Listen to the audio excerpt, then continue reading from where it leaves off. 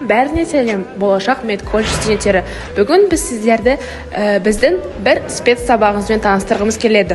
Бұл бізде микробиология және вирусология сабағы. Микробиология және вирусология – тіршіліктің көзі, көрінбейтін әлемнің зерттейтін ғылымы. Бұл пән арқылы сен микроорганизмдердің құрылысын, қызметін, олардың адам, жануар және өсімдік өміріндегі рөлін терең түсінесің. Вирустар қалай көбейетінін, ауру тудырушы микроорганизмдерден қорғану жолдарын үйренесің. Болашақ дәрігерлер мен биологтар үшін бұл ең маңызды іргестік пәндердің бірі болып табылады. Сәлеметсіздер ме? Біз Өскемен жоғары медициналық колледжінің 2-ші курс студенттеріміз. Және біз бүгін сіздерге жыныстық жолмен берілетін аурулар туралы айтатын боламыз. Жастар арасында жыныстық жолмен берілетін аурулар жиі кездеседі. Және оның алдын алу әрқайсымыздың міндетіміз. Жалпы біздің бүгінгі мақсатымыз осы жыныстық жолмен берілетін аурулардың алдын алу және де қауіп-қатерін айту. Гонорея дегеніміз ол бізде жыныстық қатынаспен жұғатын жұқпалы ауру, оның қоздырғышы гонорея пестис алдын алу, гигиенаны сақтау және де жыныстық қатынас қауіпсіздікті сақтау және де тұрақты серіктес. Ауру тікелей жанасу, жыныстық қарым-қатынас арқылы анадан балаға берілетін ауру. Бұл аурудың себептері көп уақыт антибиотиктерді қолдану және де гигиенаны сақтамау. Ал алдын алуы гигиенаны сақтап, антибиотиктерді шамадан тыс қолданбау.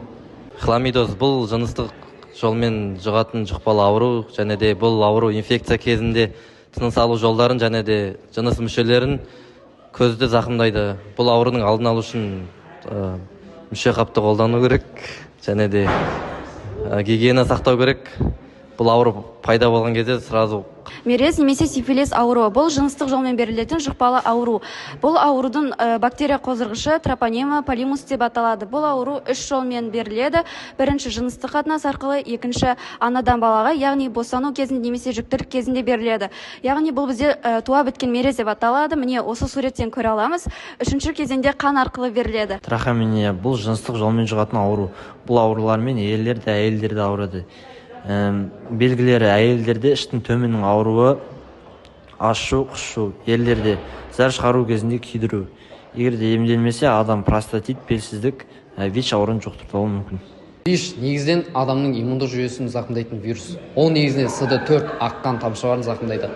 ВИЧтің қазіргі заманда толық емі жоқ. Ол жыныстық жолмен беріледі. Спирохиттер бұл жұқа, ұзын, спираль тәрізді бактериялар тобы. Олар жыныстық жолмен жәндіктердің шағуы және тікелей жанасу арқылы жұғады. Олардың емі антибиотиктер, симптоматикалық ем және дезинфекциялық.